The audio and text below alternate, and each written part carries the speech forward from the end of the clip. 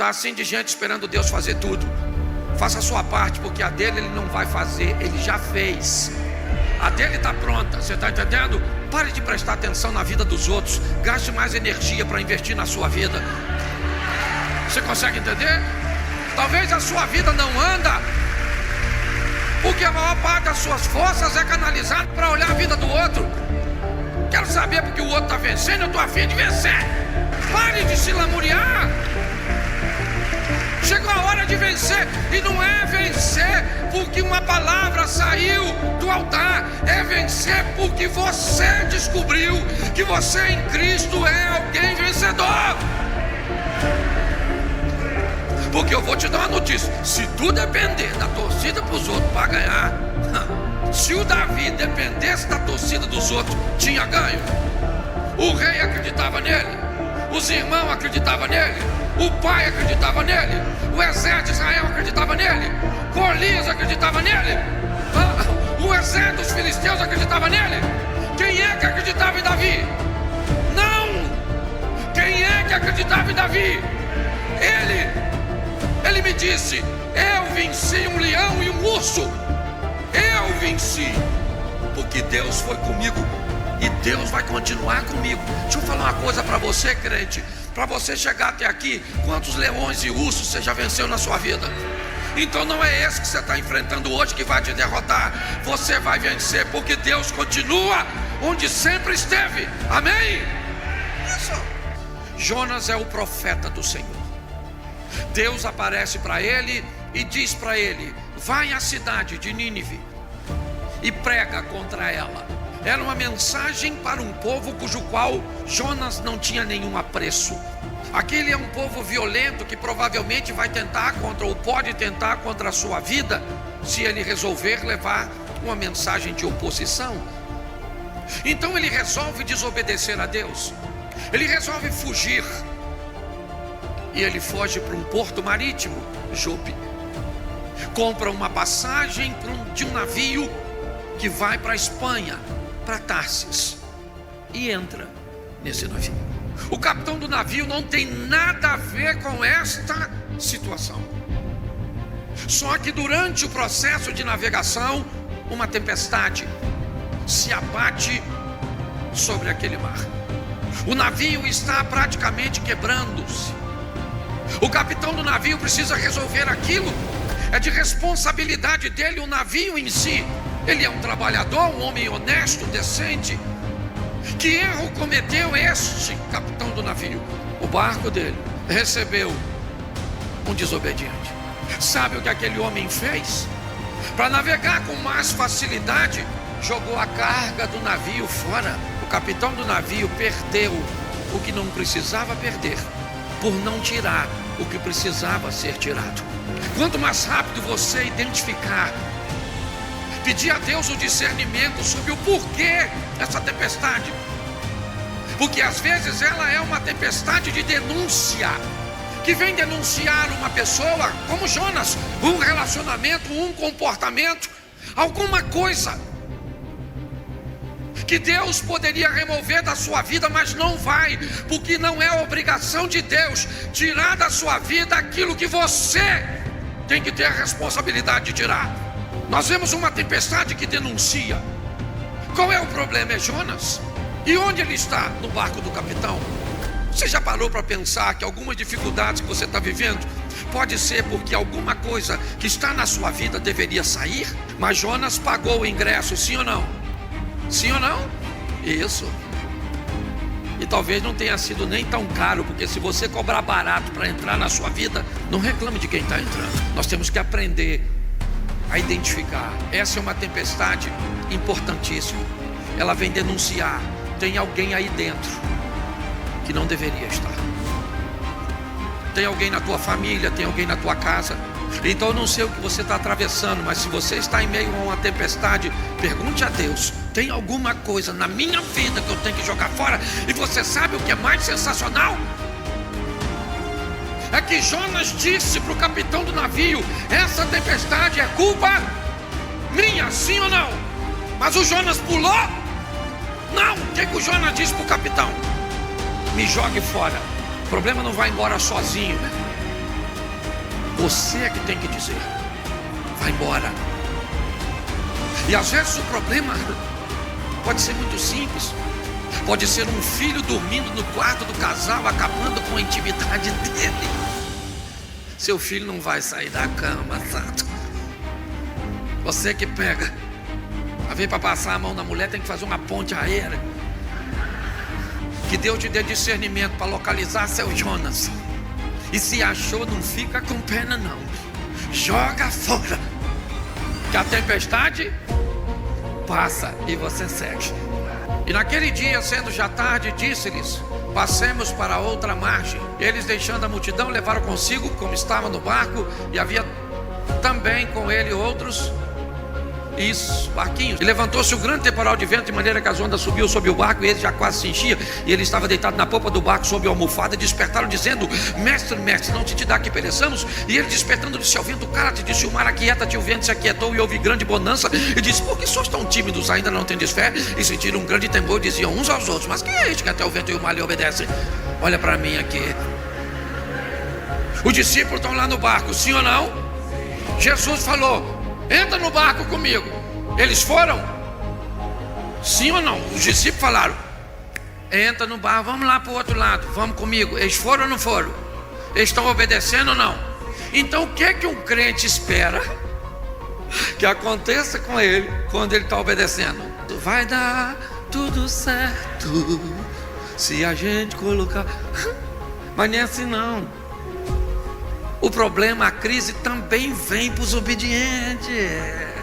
Entendeu, obediente? Tá certo? Porque você obedeceu e achou que Satanás foi neutralizado por sua obediência. Satanás é Satanás, chifrudo, o único chifrudo que não tem mulher, é aquela praga. Os caras estão obedecendo, sim ou não? E quem é que vem? A tal da tempestade. E Jesus está dormindo, deitou na popa do barco e está dormindo.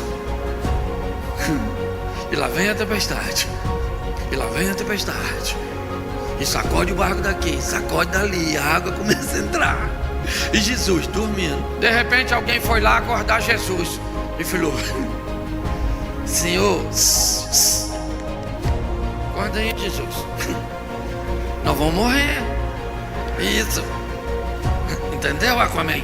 Vambora. Jesus levantou. Depois você lê, que eu não sou obrigado a ler tudo. Levantou. E eu acho que estava meio nervoso. Já foi falando logo com o vento: cala a boca. Falou pro mar: quietinho, quero nem marola, agora é piscina. O vento, ó, o mar, ó. E os discípulos ficaram olhando um para o outro. Essa tempestade veio apenas mostrar àqueles que estavam passando por ela o que Jesus pode fazer com quem anda com Ele. Tem problema que só vem na sua vida para mostrar a você quem é que anda contigo, entendeu? Tem problema que ele vem para te mostrar que Ele é o Todo-Poderoso, que Ele tem poder para fazer por você o que ninguém pode fazer. Essa tempestade só vem para revelar o poder daquele que caminha conosco. Então pare de reclamar de suas tempestades e descubra qual é a mensagem que ela veio trazer para você.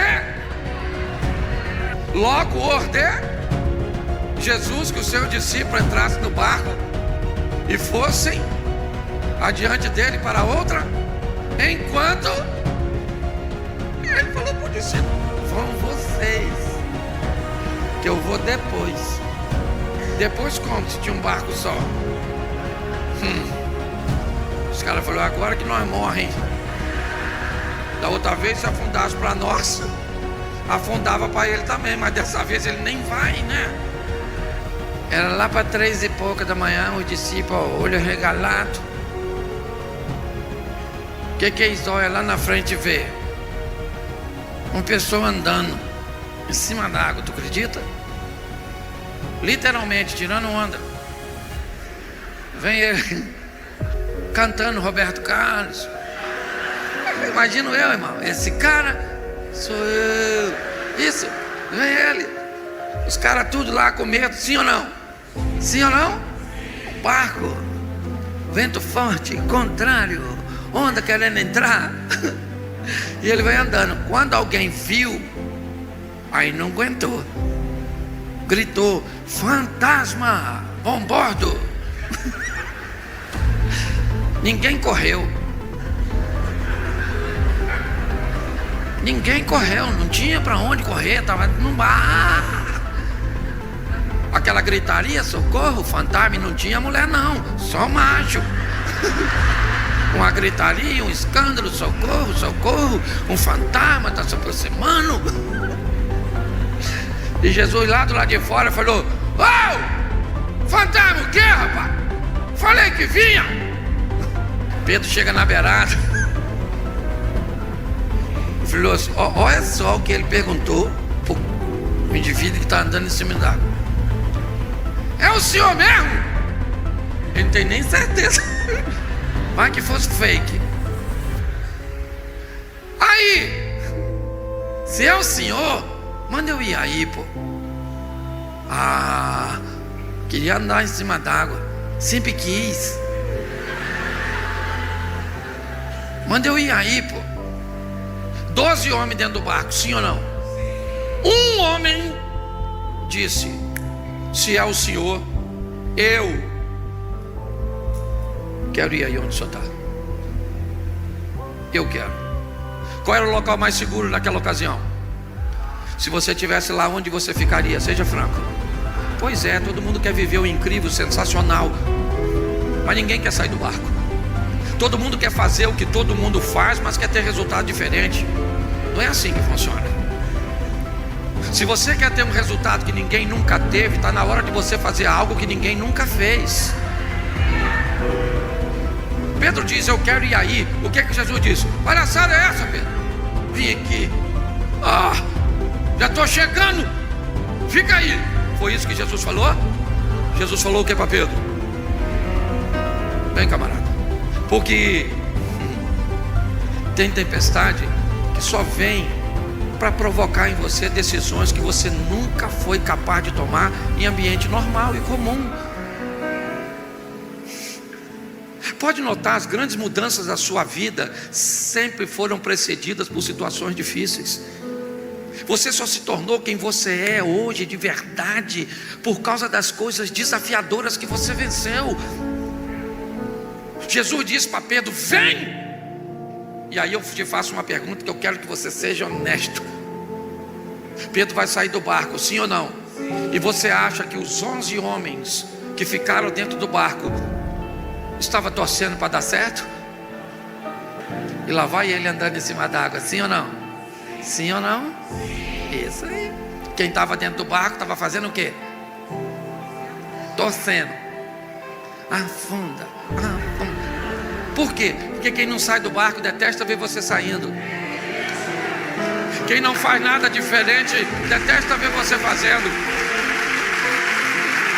Quando você resolve viver o incrível, o extraordinário, o sensacional, você causa um problema para quem não vive. Você mostrou que era possível. Isso por si só já é uma ofensa danada. Ninguém vence na sua casa. No dia da reunião de família, você me aparece com aquele carrão e ainda buzina, pam, pam. Sai os seus cunhados, sobrinhos, sai tudo. Ô vacilão, vai num ambiente desse, vai de Uber. Não constrange os outros não, porque a vitória é um troço difícil dos outros engolir. Ninguém se formou até hoje na sua família, só se formaram em letras apagadas, ciências ocultas. Você fez engenharia, miserável. Você virou médico, sua praga. Você perdeu justamente 35 quilos e ficou linda. Nunca mais vai na casa dos parentes. Faça FaceTime só com o rosto.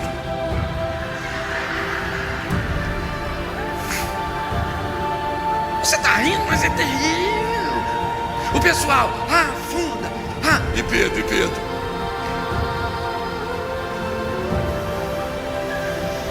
Não chega nunca, meu Deus do céu.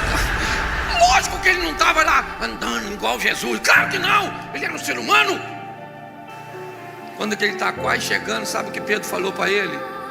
Nossa, isso que eu estou fazendo é perigosíssimo. Perdeu o foco, ele começa a afundar. Aí falou, Jesus. Estava tão pertinho que Jesus só estendeu a mão. Falou aqui, segura aqui, homem de pouca. Pô, se Pedro foi lá e era de pouca fé, quem não foi era de pôr o quê? Um chazinho sem açúcar. Pedro voltou para o barco, sim ou não? E a tempestade? E o vento? Cessou, sim ou não? Isso. Vamos imaginar o culto na ATV aqui. Tá certo? Da Galileia.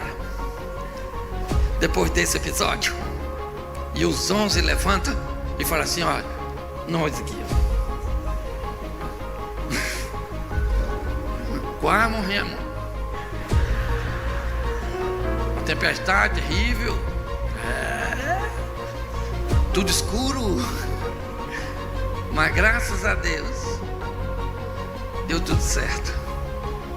Tinha um homem que veio na nossa direção andando sobre. Mas aí Pedro poderia falar no mesmo culto da Adveca. Posso dar o meu aqui? Primeiro que não era um homem, eram 2. E só para ficar claro, era Jesus e eu. Porque quem sai do barco conta milagres a respeito de si mesmo, enquanto quem fica no barco só conta milagres a respeito dos outros. Descubra quem você quer ser. Um mero narrador de histórias alheias ou personagem. Suba no palco da vida e vá protagonizar suas próprias histórias com o Rei dos Reis.